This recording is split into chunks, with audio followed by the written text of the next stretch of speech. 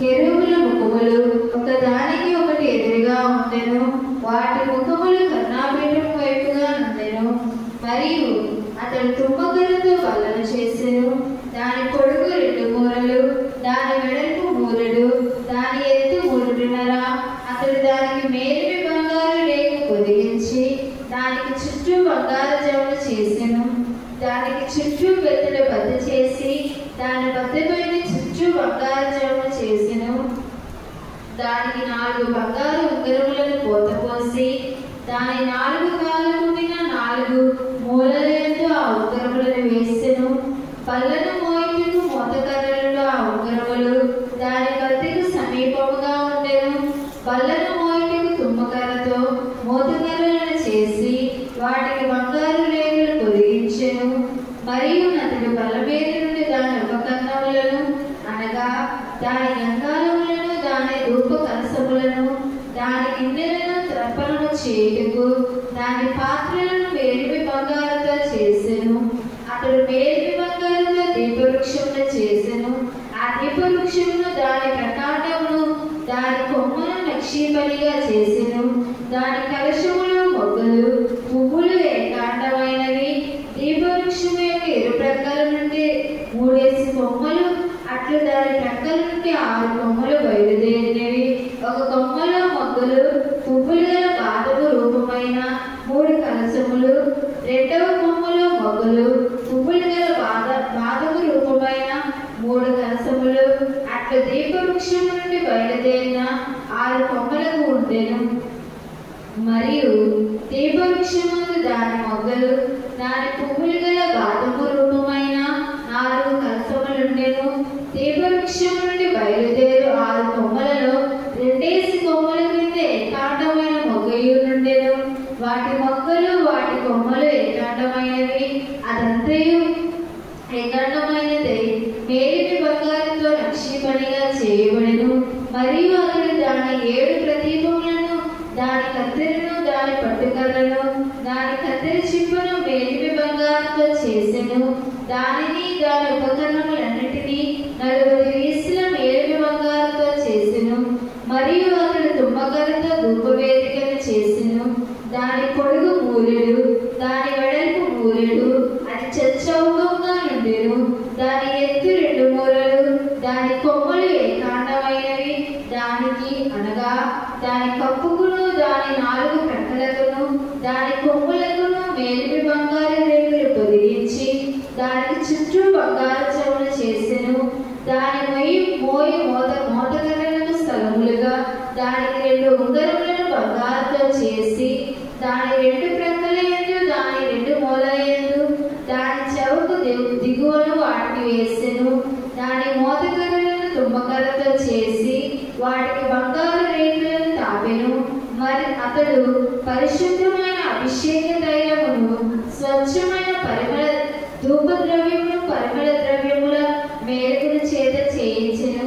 దేవుడి పరిశుద్ధ వాక్యం దీవించి ఆశీర్వదించును గాక. ఆమేన్.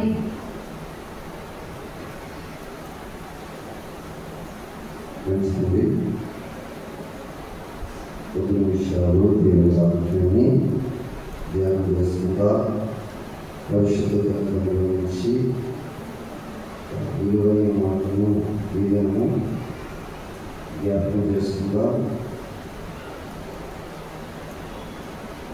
మరి ఈ దినము మరి దేవుని వాక్యంలో 37వ అధ్యాయంలోనికి కనుక ఒక మాటని దినము జ్ఞాపకం చేసుకొని దేవుని వాక్యంలో కనుక నిర్గమకాండ గ్రంథము 37వ అధ్యాయము 17వ వచనం చదువుకుందా.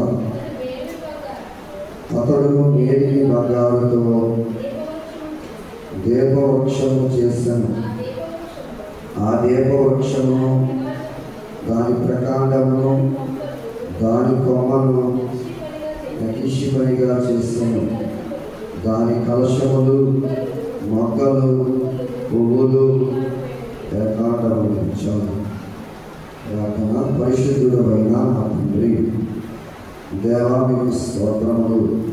ఇంతవరకు మీ కృపలో 36 దినములు చేయగలగా జరిగించిన మహోన్నతుగా నీకు వందన స్తోత్రములు తండ్రి. ఈ దినము 37వ దినములో దేవా మీ మాటలు ధ్యానం చేసుకుండగా దేవా వచ్చిన దేవా సంఘానికి మీరు మీ వాక్కును అందించి మాట్లాడమని వినగల మనస్సును ఎవరికూ దయచేయండి. యేసు నామమున అడుగుచున్నాను నా పరమ తండ్రి, ఆమేన్. చిత్రీలారా, మరి నిన్న దినమున వారు మోషే గారు వచ్చి ఏం చెప్పారండి? విస్తారమైన మరి కానుక తెస్తే ఇంకా చాలు అని మోషే గారు ఆజ్ఞాపించారు. మరి వద్దన్నంత వరకు ఇశ్రాయేలీయులు 36వ అధ్యాయం ఏం చేశారంట? తెస్తూనే ఉన్నారు. నేను ఒక మాట మీకు తెలియపరిచాను కదా, వారు తెచ్చిన బంగారం ఎంత ఉంది విలువని చెప్తే ఏమైనా గుర్తుందా? మర్చిపోయారా? 1424 కిలోగ్రాములు అని చెప్పాను. అంటే అర్థం చెప్పాను, మన అర్థమయ్యే అర్థమయ్యే భాషలో 740 కోట్ల 78 లక్షలని మీకు నిన్న తెలియపరిచాను. అంటే అంత విస్తారమైన బంగారాన్ని వారు ఏం చేశారు? ఇశ్రాయేలీయులు ఆ కాలంలోనే తెచ్చారు. అయితే ఈ దినము వారు తెచ్చిన బంగారంతో మరి పరిశుద్ధ సన్నిధిలో గుడారంలో దేవుడు మోషే గారితో మాట్లాడుతూ ఒక దీపవృక్షము తయారు చేయమని చెప్తున్నాడు. ఈ దినమైన పాఠంలో గొప్ప అలంకరణతో కూడిన దీపవృక్షము. పిల్లల దీపవృక్షాన్ని ఎలా చూస్తాం, ఏ విధంగా చూడాలని నేను ఆలోచన చేస్తే, దీపవృక్షం ఎక్కడ ఉంటుంది? చూసారు ఎప్పుడైనా దీపవృక్షం చూడదు, ఏంటో తెలియదండి అంటారా? పిల్లల మన మొబైల్స్లో దీపవృక్షం కొడితే ఇమేజ్ చూసేస్తాం. ఇటు 3 కొమ్మలు, ఇటు 3 కొమ్మలు, మధ్యనే ఉంది చెప్పాలి. ఇక్కడ దేవుడి సన్నిధి ఎదుట బలిపీఠం మీద దీపవృక్షాన్ని పెడతారన్నమాట. పిల్లలు గమనించండి, ఇటు 3 కొమ్మలు, ఇటు 3 కొమ్మలు. ఏం కాలేదు అంటే ఒకటి ఎక్కువగా లేదు, ఒకటి తక్కువగా లేదు. అటు 3 ఇటు 3 ఖచ్చితంగా సరైన కొలతలో సరిపోయి మధ్యలో ఏముంది? ఏకాండమైన కొమ్మ. ఈ 6 అంటే ఇటు 3 భాగాలను, ఇటు 3 భాగాలను యాగం చేస్తూ దేవుడు విధించిన కొలత చొప్పున దైవజనుడైన మోషే ప్రజ్ఞ కలిగిన వారికి అప్పగించగా వారు ఏం చేశారంట? దీపవృక్షాన్ని తయారు చేశారు. అసలు దీపస్తంభము లేదా దీపవృక్షం దేనికి సాదృశ్యం అని ఆలోచన చేస్తే ఈ వెలుగుతున్న దీపకాంతి ప్రభువైన యేసుక్రీస్తు వారికి సాదృశ్యంగా కనబడుతుంది. అందుకనే యోహాను సువార్తలో ప్రభు అంటారు, ఏమని? ఆదియందు వాక్యము ఉండును. పిల్లలు అంటారు కదా, నేను వెలుగై ఉన్నాను. నేను ఎలా ఉన్నానంట చెప్పండి. చాలా మందికి వెలుగు రావటం లేదు. క్రైస్తవ్యంలోకి వచ్చినా ఏ రావటం లేదు? నామకార్థ భక్తిని బట్టి వెలుగును చూడలేకపోతున్నారు. అందుకనే అన్య ఆచారాలలో ఏమైపోతున్నారు? మమేకమైపోతున్నారు, తదేకమైపోతున్నారు, అందులో కలిసిపోవడానికి కూడా ఇష్టపడుతున్నారు. కారణం ఏంటంటే ఈ వెలుగు అనే కాంతి వారి మీద ఇంకేం కావట్లేదు, పడటం లేదు. వీళ్ళ ఎంత ఇచ్చారు? దేవుడట దీపస్తంభాన్ని దేనికి చేయమన్నాడు? పరిశుద్ధంగా ఆరాధించడానికి, పరిశుద్ధంగా దేవుడు స్తుతించడానికి.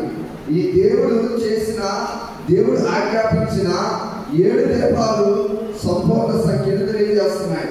ప్రకటన గ్రంథంలో ఎన్ని దీపాల స్తంభాలు ఉన్నాయి? 7. 7 అని ఎప్పుడు చూసినా సంపూర్ణ సంఖ్యకు సరిపోతుంది. పిల్లలైతే నా విషయంలో వారి బంగారం దేని తయారు చేశారు?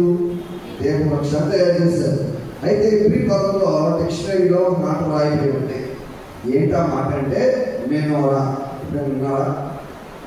ఎబ్రీ భాషలో, ఎబ్రీ పదంలో మెనోరా అంటే అర్థం ఏంటి అంటే దీపస్తంభం లేదా దీపవృక్షం అని అర్థమిస్తుంది. మెనోరా అంటే అర్థం ఏంటండి? దీపస్తంభం. ఎబ్రీ పదంలో, ఎబ్రీ భాషలో దీపస్తంభం అని అర్థమిస్తుంది. అయితే మెనోరా యొక్క ప్రాముఖ్యత లేదా దీపస్తంభం యొక్క ప్రాముఖ్యత ఏంటంటే యూదులు వారి విశ్వాసానికి సాదృశ్యంగా వాడతారు. ఏంటి చెప్పండి? యూదులు ఎలాగ ఆరాధిస్తారో తెలుసారా? వాళ్ళు ఆరాధించినట్టు ఆరాధించలే నిజమే. వారి చేతికున్న గోళ్ళు కూడా ఎలా ఉంటాయి చెప్పాలి? పరిశుభ్రంగా ఉంటాయి. వారి చేతికున్న గోళ్ళు పరిశుభ్రంగా ఉంటాయి. వారి కాళ్ళకున్న గోళ్ళు కూడా పరిశుభ్రంగా ఉంటాయి. అంటే పరిశుభ్రత కలిగి వారు ఎక్కడికి వెళ్తారు? ఆరాధనలోకి వెళ్ళి దేవుడిని ఆరాధిస్తారు. ఎలా పడితే అలా వచ్చేసినే ఆరాధనలోకి వచ్చేసి అనుకోకూడదు. మొన్న చెప్పారు కదా, ఏమంటే దేవుడిని ఆరాధించాలంటే ఏమంటే దేవుడు ఏం పెట్టాడు? విశ్రాంతి దేవని చెప్పారు. దేవుడు వారు కానుక అంగీకరించాడు అంటే ఒక నియమాన్ని పెట్టాడు దేవుడు. ఏంటి ఆ నియమం అంటే మీ ఇంటిలో అగ్ని రాజు పెట్టకూడదు. అంగీకరిస్తారా? అంగీకరించరు. కానీ ఇశ్రాయేలీయులు ఆ నియమాన్ని అంగీకరించి వారి గృహాల్లో అగ్ని రాజు పెట్టడం ఆపు చేసి తన సొంత పశ్చాత్తాపంతో దేవుడికి అర్పణ చెల్లించగా దేవుడు అంగీకరించాడని మనం ధ్యానం చేస్తాం. పిల్లలు ఈ దినమున బంగారంలో దీపవృక్షాన్ని ఎందుకు చేయాలి? అసలు గుడారం అంటేనే దేవుడు లేదు కదా, ప్రత్యక్షం అంటేనే దేవుడు ఉండే స్థలం కదా, దేవాలయం అంటేనే దేవుడు నివాసం చేయిస్తాం కదా. ఇలాంటి స్థలంలో దేవుడు ఏం చేయమంటున్నాడు?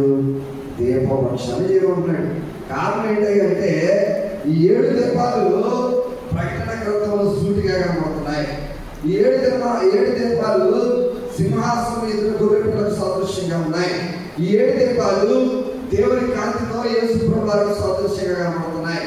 ఇంకా ముందుకు వెళ్ళి చూస్తే ఇశ్రాయేలీయులంట వారిని ఆరాధించడానికి హెబ్రీ భాషలో మెనోరా అని పిలుస్తారు. అంటే ఇది దీపస్తంభం, ఇది విశ్వాసానికి గుర్తు.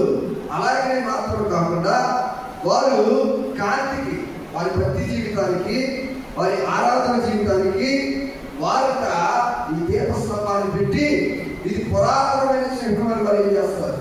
ఆరాధించుకుంటారు. ఎంత బాగుందండి! అంటే ఇశ్రాయేలీయులు ఎక్కడికి వెళ్ళి చూసినా, దేవాలయం చూసినా కనబడేది ఏంటి?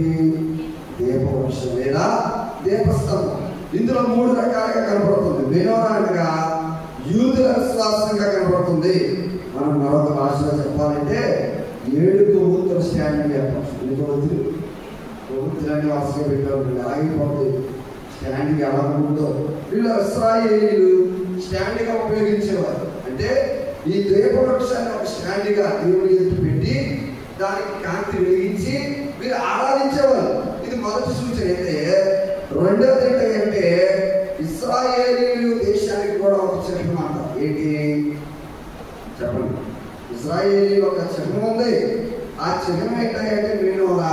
చెప్పండి? ఈ దీపవృక్షం లేదా ఈ దీపస్తంభం దేశాలకు వెలిగించినట్టుగా వారి యొక్క లక్ష్యాన్ని సూచించే విధంగా ఈ దీపవృక్షం వారికి ఏమైపోయింది? సూచనగా మారిపోయింది. మూడవది ఏంటంటే ఈ దీపవృక్షం శాంతికి కోరుకుంటుంది. ఏం కోరుకుంటుంది? శాంతికి, ఐక్యతకు సాదృశ్యంగా. ప్రియులారా, అంటే ఐక్యత అంటే యూదుల సాంప్రదాయం ప్రకారం వారి యొక్క వారసత్వాన్ని సూచిస్తుంది. ఏంటి? ఈ దీపవృక్షం అన్నమాట. చూడండి, ఈ 3 లక్షణాలు విశ్వాసానికి, వారి చిహ్నానికి, శాంతికి ఏది సాదృశ్యంగా ఉంది అంటే ఈ దీపవృక్షం సాదృశ్యంగా ఉంది. ఈ 7 దీపాలు యేసు ప్రభువులా కనబడుతున్నాయి. యేసు ప్రభు శాంతికి సాదృశ్యం, యేసు ప్రభు చిహ్నానికి గుర్తు. ప్రియులారా, యేసు ప్రభు మరొక కోణం ఎలా ఉన్నారంట? విశ్వాసానికి గుర్తు. చూసారా? అందుకే అన్నాను ఈ 7 దీపాలు ప్రభువైన యేసుక్రీస్తు వారితో పోల్చడానికి సరిపోతుంది. ప్రియులారా, నిర్మాకాండ గ్రంథాన్ని ఒకసారి మనం చూసి వాక్యంలో ముందుకు వెళ్దాం. దీపస్తంభం ఎలా ఉంది? అలంకరణతో ఉంది. అంటే ఎలా అలంకరించబడిందో తెలుసా? మనం చదువుకున్నాం. మొగ్గలతో, పువ్వులతో ఏమలంకరింపబడింది? దీపవృక్షం. నిర్మాకాండ గ్రంథంలో ఒకసారి మనం చూస్తే 25వ అధ్యాయంలో పిల్లరా మనకు ఆ మాట కనబడుతుంది. 33వ వచనం చదువుతాం. ఒక కొమ్మలో మొక్క పువ్వు గల బాదము రూపమైన 3 కలశములు, రెండవ కొమ్మలో మొక్క పువ్వు గల బాదము రూపమైన 3 కలశములు, అట్లు దీపవృక్షము నుండి బయలుదేరి చాలు. ఇందులో బయలుదేరమంట ఒక కొమ్మలు ఎన్ని ఉన్నాయి? 3 మొక్కలు ఉన్నాయి. అంటే ఏ రూపంలో ఉంది? బాదం చెట్టు. చూసారు బాదం కాదు, చూసారు చూడలేదంట. దగ్గర ఎక్కడ ఉంటే ఒకసారి పరిశీలన అయ్యా ఇంకా నేను చూడలేదండి. ఏం కాయ? బాదంకాయలు రేట్ ఎక్కువ తక్కువ? రేట్ ఎక్కువ. పాలన 3-4 రూపాయలు ఇచ్చారు. ఎక్కువ కేజీ మనం పడలేం కదా, ఖరీదు ఎక్కువ కదా. చూసారా?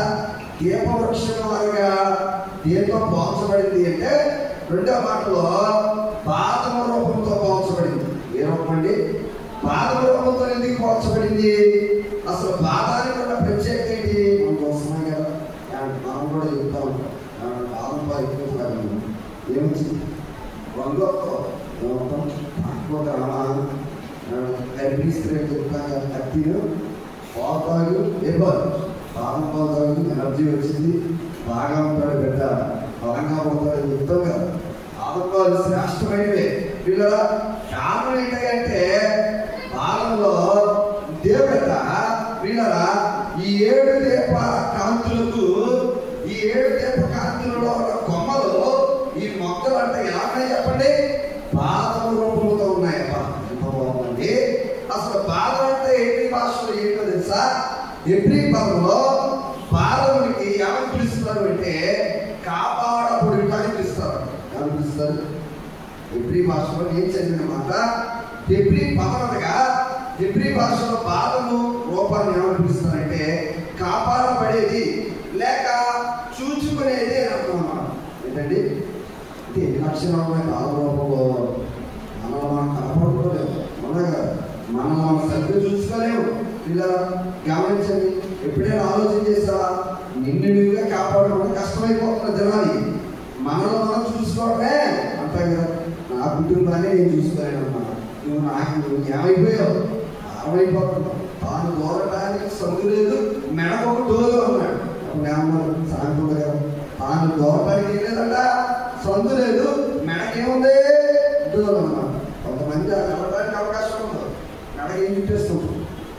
మరి మీరు వెళ్ళటమే కష్టం, మళ్ళీ భారంగా ఏం తెచ్చుకున్నారు? మెడకి భారం తెచ్చుకుంటారు. ఉన్నారు లేదు నిజమండి. కానీ ఇప్పుడు ఇలా గమనించండి. ఈ బాధ రూపం అంటే 2 భాగాలుగా ఉంది. ఒకటి కాపాడబడేది, రెండవది చూసుకునేది. ఇలా ఏ రూపంలో ఉంది? చదువుకున్న మాట ప్రకారం ఈ యొక్క హెబ్రీ భాషలో ఈ బాధ రూపం అనగా కాపాడబడుట లేక చూసుకునేది. అంటే ఇటు 3 కొమ్మల్లో ఉంది, ఇటు 3 కొమ్మల్లో ఉంది. ఇటు 3 కొమ్మల్లో చూసిన కాపాడుకోవడం చూస్తున్నాం, ఇటు 3 కొమ్మల్లో చూసిన కాపాడబడటం చూస్తున్నాం. తనకు తాను చూసుకునే విధంగా ఉంది. అందుకని మధ్యవర్తిగా యేసు ప్రభువు వారు చెప్పిన ఎంత బాగుంది. ఈ మధ్యవర్తి నడుమే యేసు ప్రభువు వారి సాదృశ్యం. ఇటువంటి 3 కొమ్మలు, ఇటువంటి 3 కొమ్మలు క్రైస్తవ సంఘానికి సాదృశ్యం. ఏంటి సాదృశ్యం? ఈ కొమ్మలు ఎదగలేదనుకోండి, ఈ కొమ్మలు ఫలించలేదనుకోండి, ఏమో ఆ మాట మనకి కనిపిస్తుంది. చదవండి.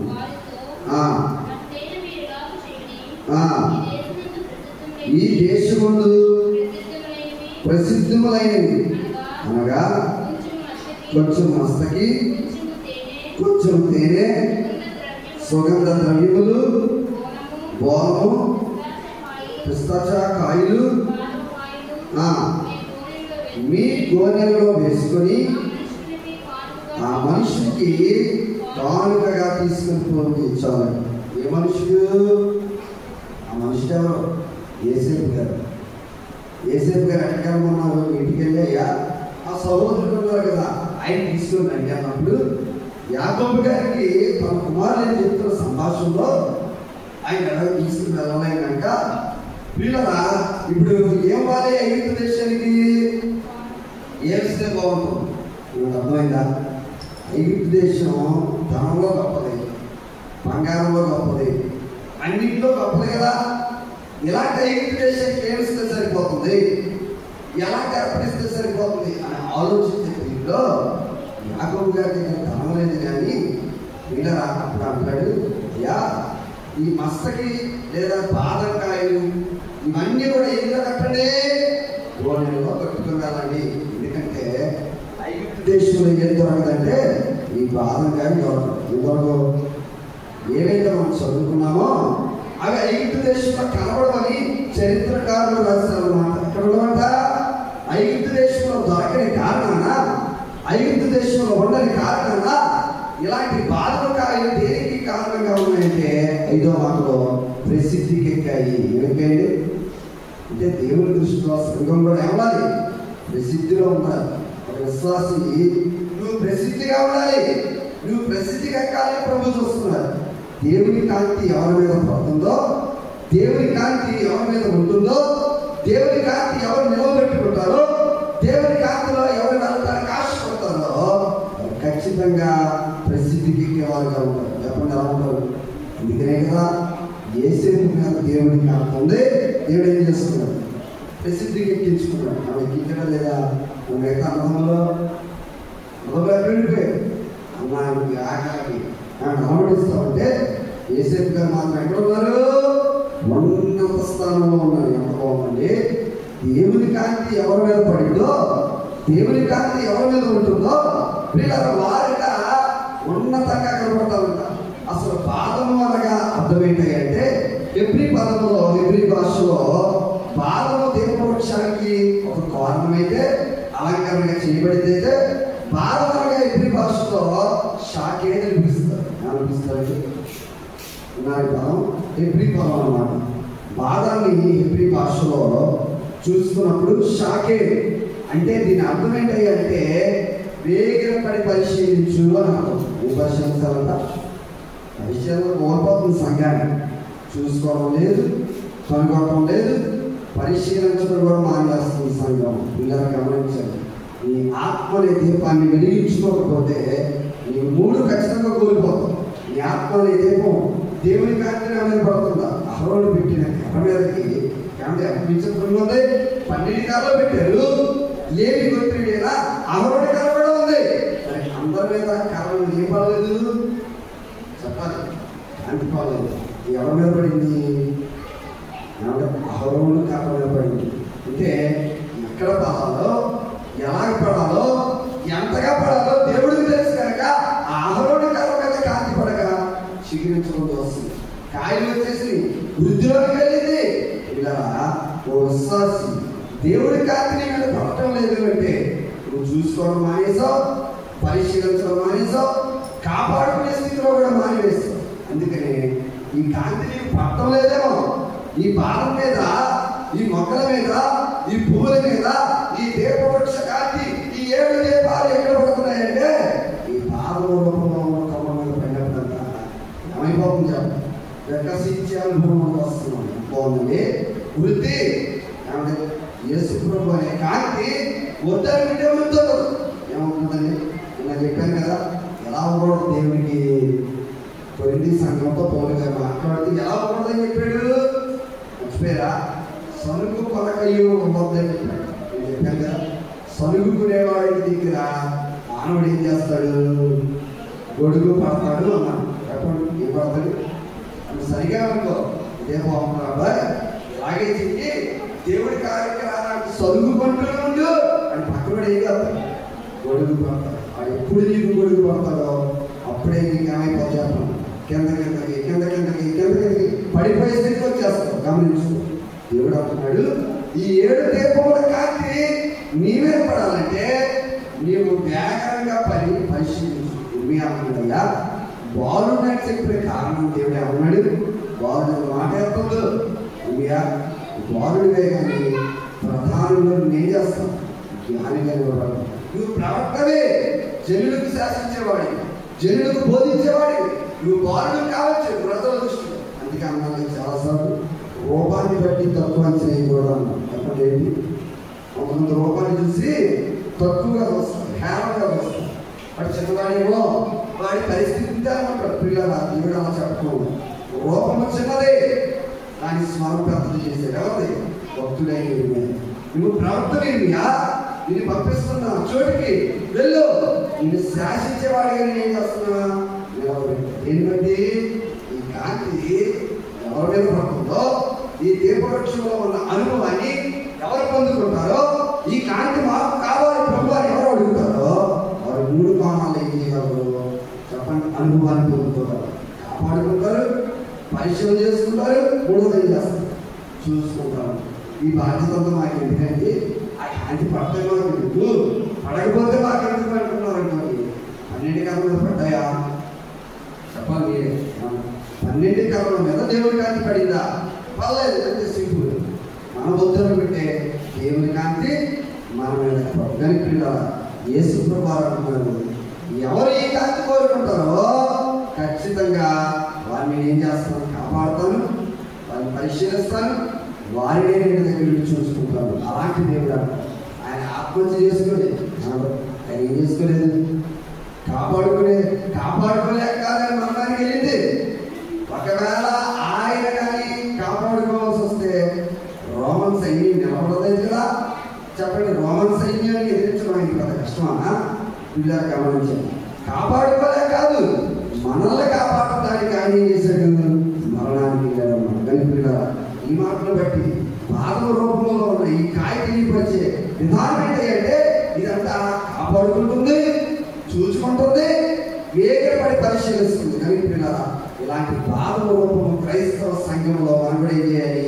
పొందుకునే అనుభవానికి రాదు. కనుక ఈ దినం దీపవృక్షం మనకి అర్థమేంటి అంటే గొప్ప అలంకరణతో కూడిన దీపవృక్షం. ఏ అలంకరణ వచ్చింది?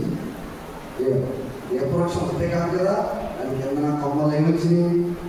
కాయలు, మొగ్గలు, పువ్వులు అన్ని కాయకే దీపవృక్ష అలంకరణ ఏమైపోయింది? మారిపోయింది. ఈ 7 కాంతులు పిల్ల దీనికి మరొకసారి ఉదాహరణ చెప్పిన ప్రకటన గ్రంథంలో రాయబడిన 7 సంఘాలు కూడా పోలిక కనబడుతుంది. కనుక ఎలాగా సంఘం ఎప్పుడు సాగులు చెప్పకూడదు, సంఘం ఎప్పుడు ఇదేవారు సాగులు చెప్పకూడదు, బేరాలు పెట్టకూడదు, దేవుడి కాంతి పడేలా చూసుకోవాలి. అలాగే ఎవరు చూసుకుంటారో వారి రూపం పాదం రూపం వలె మారిపోతుంది, వికసించే రూపం వలె మారిపోతుంది. అహరోని గారు జీవించినట్టుగా మన బ్రతుకు కూడా ఏమైపోతుంది? జీవించాలి, కాయలు కాయాలి, పువ్వులు పూయాలి. ఆ బాధల కర్రకి ఏమో చేసి చెప్పండి? ఖాళీగా ఉన్న కర్ర పువ్వులతో ఏమైపోయింది? ఆకర్షించుకుంటుంది. ఎవరికాంతి పట్టం బట్టి ఇప్పుడు చెప్పండి, కర్ర ఎక్కడైనా ఆకులతో ఉంటుందా? దానికి వేర్లే కదా. వేరు లేని కర్రని దేవుడు ఏం చేసేదంట? చిగురించాడు. అంత గొప్ప దేవుడు. కనుక వేరు లేకపోయినా, నీలో బలం లేకపోయినా దేవుడు ఒకవేళ నువ్వు వాడుకుంటే దేవుడి కాంతి పడాలని ఆశపడితే ఖచ్చితంగా దేవుడు తన కాంతినిచ్చి నిన్ను కూడా ఈ యొక్క రూపంలోనికి, పాదల రూపంలోనికి, వికసించే రూపంలోనికి దేవుడు ఏం చేస్తాడు? అలంకరించినట్టు. కనుక మనం కూడా దేవుడి సన్నిధికి వచ్చి వికసించే రూపంగా ఆ ఎదుట ఉండే ధన్యత దేవుడు మనందరికి దయచేయును గాక. దేవుడి కొద్ది మాటలు దీవించి మేఘం ఎక్కించును గాక. ఆమేన్. ప్రార్థన చేసుకుందామండి. మోకరించగలిగినట్లయితే ప్రార్థన చేసుకుందాం. ముగింపు ప్రార్థన. ఆశీర్వాదములతో మన గృహానికి మనం